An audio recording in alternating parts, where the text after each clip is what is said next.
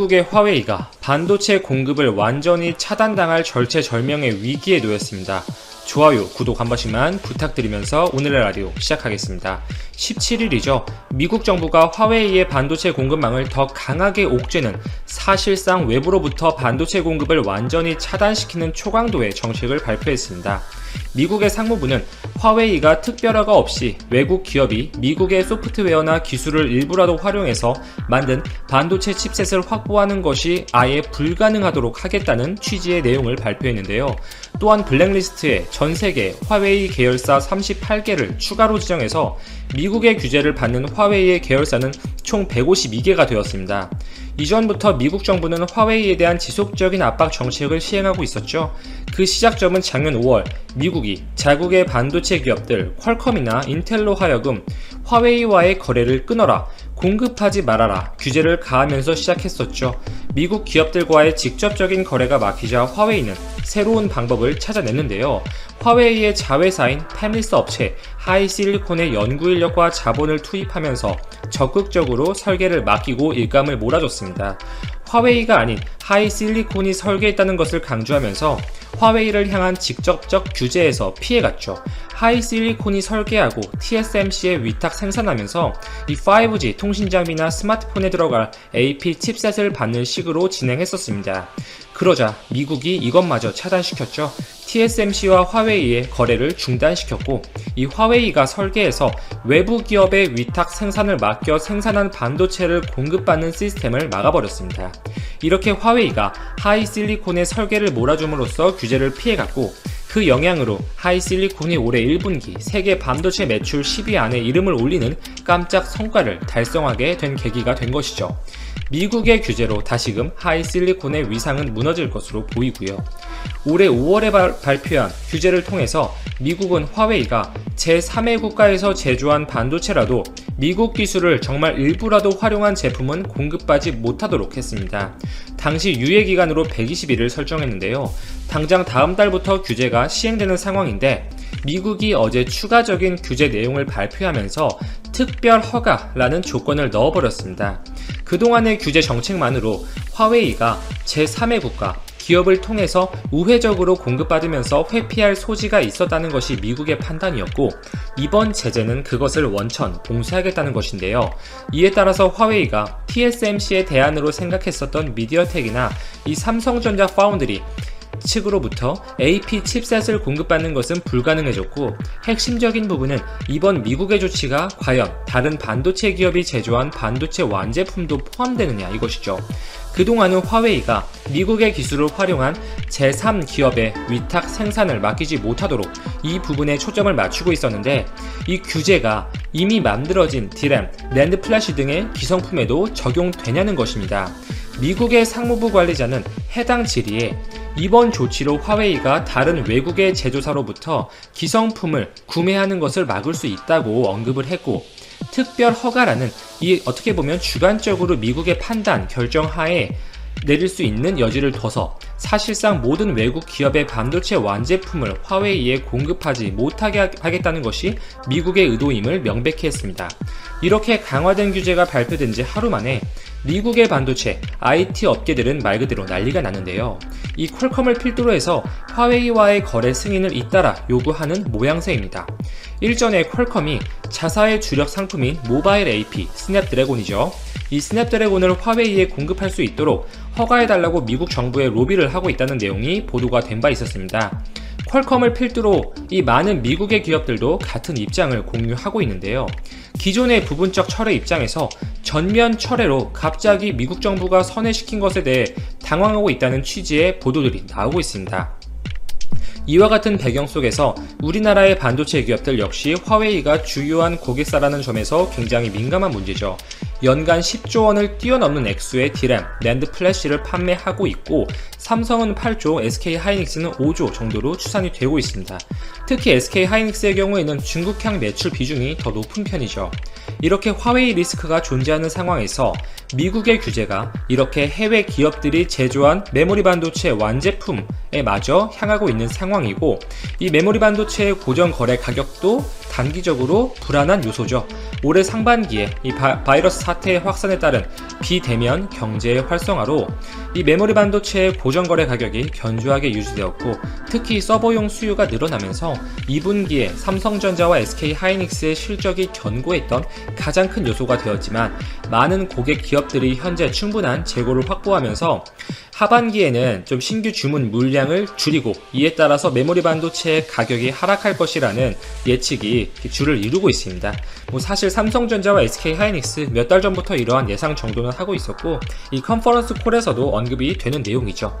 미국의 규제와 맞물려 단기적으로는 어느 정도 부침을 겪을 가능성도 배제할 수는 없겠습니다. 이렇게 많은 반도체 업계의 혼란, 미국 내 IT 기업들의 반발이 있는 상태지만 트럼프 행정부는 이를 강행할 것으로 예측이 되고 있는데요. 이미 화웨이, 틱톡에 대한 규제를 가한 데 이어서 이번에는 중국 기업 알리바바를 타겟으로 삼았습니다.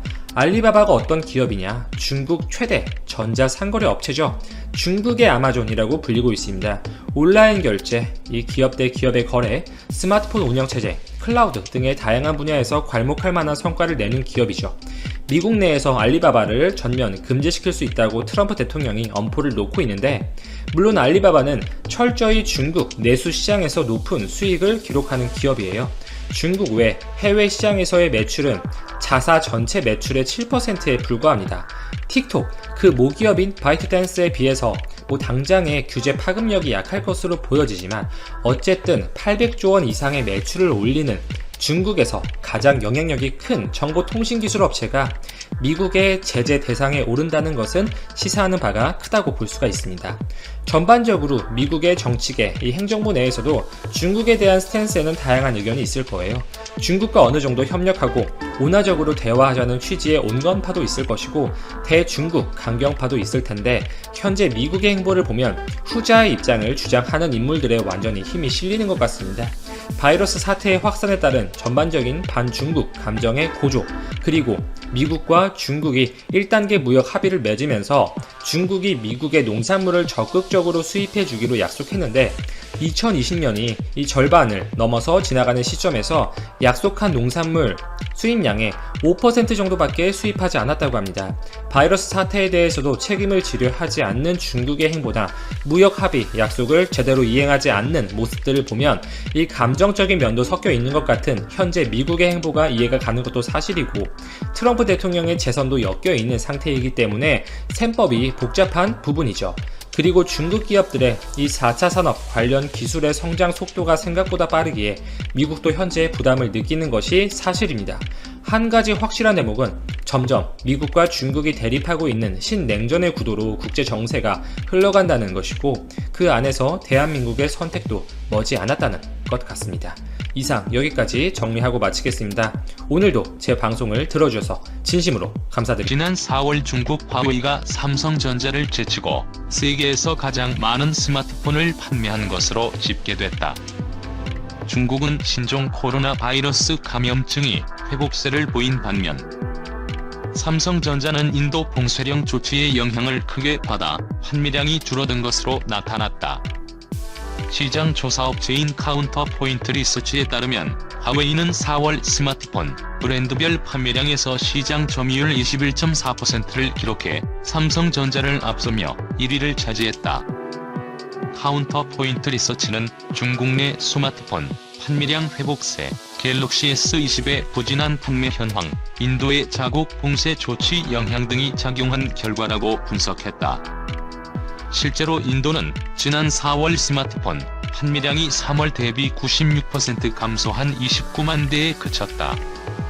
공장이 가동되지 않았기 때문에 스마트폰 생산도 이루어지지 않고, 이에 따라 판매량도 급격하게 줄어든 것으로 보인다. 같은 집계에서 4월 글로벌 스마트폰 판매량 역시 전년 같은 기간 대비 41% 감소한 6,937만 대를 기록했다. 코로나19 확산 여파로 삼성전자의 신작 스마트폰 갤럭시 S20의 판매 부진도 상당한 것으로 집계됐다.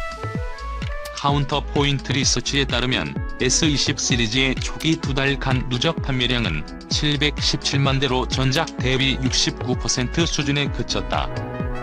중국 시장의 경우 화웨이가 압도적인 우세를 가져가는 것으로 나타났다. 화웨이, 샤오미, 오포, 비보 등 중국 내 빅4 스마트폰 업체만 따져봐도 지난해 4월에는 화웨이의 점유율이 31%, 샤오미, 오포, 비보의 합산 점유율이 49%로 나타났지만 올 4월에는 화웨이의 점유율이 다른 3개 업체의 합산 점유율보다 4%포인트 더 많았다. 카운터포인트 리서치는 5월에는 인도의 봉쇄령 조치가 완화됐고 코로나19도 최악의 국면을 벗어난 것으로 보여 삼성전자가 다시 점유율을 회복할 것으로 예상한다고 전망했다.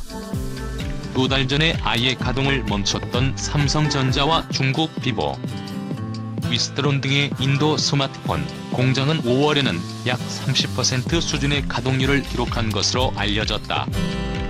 중국이 미국의 반도체 수출 규제 강화 조치에 자체 생산을 앞당길 것이란 전망이 나왔다. 중국이 반도체 국산화에 성공하면 한국 반도체 산업에 타격이 불가피할 것으로 보인다.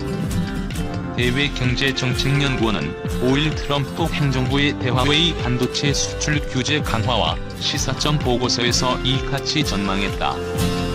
보고서에 따르면 트럼프 행정부는 지난 15일 미국의 수출관리 규정을 개정해 자국 기술을 활용하는 해외 기업도 화웨이의 반도체를 공급하려면 미국의 허가를 받도록 했다. 규제를 더욱 강화했다. 화웨이에 대한 기존의 25% 최소 기준 규정에 추가로 해외 생산 제품에 대한 규제 강화에도 나선 셈이다. 미국의 이번 조치에는 화웨이가 첨단 시스템 반도체를 공급받지 못하도록 하려는 전략적 판단이 깔렸다. 인텔, 퀄컴, 암 등 반도체 유력 회사와 거래가 중단된 화웨이는 그동안 세계 최대 파운드리 업체인 TSMC에 부품 조달을 맡겼지만 이마저도 더는 어렵게 됐다. 이에 대해 KIEP는 미국이 자국 내 TSMC의 최첨단 시스템 반도체 공장 건설을 유치한 만큼 이 회사를 중국에서 분리하고 미국의 공급망에만 편입시키려는 의도도 있다고 분석했다. 화웨이의 시스템 반도체가 아닌 메모리 반도체를 공급하는 삼성전자와 SK하이닉스의 경우 현재로서는 미국의 규제 강화에 직접적인 영향을 받지는 않을 것이란 전망이다. 다만 첨단 반도체 제조 능력이 없어 큰 타격이 예상되는 중국으로서는 이번 경험을 통해 첨단 반도체 국산화에 더욱 박차를 가할 것으로 보인다. 중국이 첨단 반도체의 국산화에 성공할 경우 한국 반도체 산업에도 타격이 불가피할 것으로 보인다. 반대로 국산화가 늦어지면 중국 내 첨단 반도체 수요가 줄어 시장이 위축돼 한국 업체에도 부정적인 영향을 줄 수밖에 없다. 중국은 2025년까지 반도체 자금률 70% 달성을 목표로 하고 있다. 지금까지 중국은 50개 반도체 사업에 2,430억 달러를 투자하는 등 반도체 제조 장비를 폭발적으로 구입하고 있다. 2019년 처음으로 반도체 장비 구입 규모 면에서 한국을 초월했다. 이런 상황에서도 미국의 방해로 중국의 첨단 반도체 제조 능력이 뒤처지고 화웨이가 계속해서 첨단 반도체 공급을 필요로 할 경우 한국 반도체 기업에는 긍정적으로 작용할 전망이다. 특히 파운드리 비즈니스의 경우 장비가 중요한데 미국의 제재로 당분간 중국의 첨단 장비 수급에 차질이 있을 것으로 예상된다고 KIEP는 전했다. 첨단 반도체 기술력에서 앞선 국내 업체들에게는 호재가 될 수 있다. 그러나 중국의 첨단 반도체 제조 능력이 뒤처지면 화웨이는 미국의 이번 조치로 중저가 브랜드로 전락할 가능성도 있다. 한국산 첨단 반도체 수입을 자국산 저렴한 반도체로 대체하는 등 한국 반도체에 대한 수요 감소로 부정적 영향을 미칠 것이란 우려도 있다. 반대로 중국이 첨단 반도체 제조 능력을 갖추게 되면 중국의 저가 물량 공세로 중국 시장과 세계 시장을 잠식할 가능성도 배제할 수 없는 상황이다. 국가 안보의 측면에서 중국산 오지 네트워크 장비를 허용하지 않은 서방 국가들의 전례를 볼 때 중국산 반도체에 대한 불신으로 중국 반도체 기업들이 중국 시장만 잠식할 가능성도 있지만 이때도 한국의 반도체 기업들이 중국 시장에 설 자리를 잃게 된다.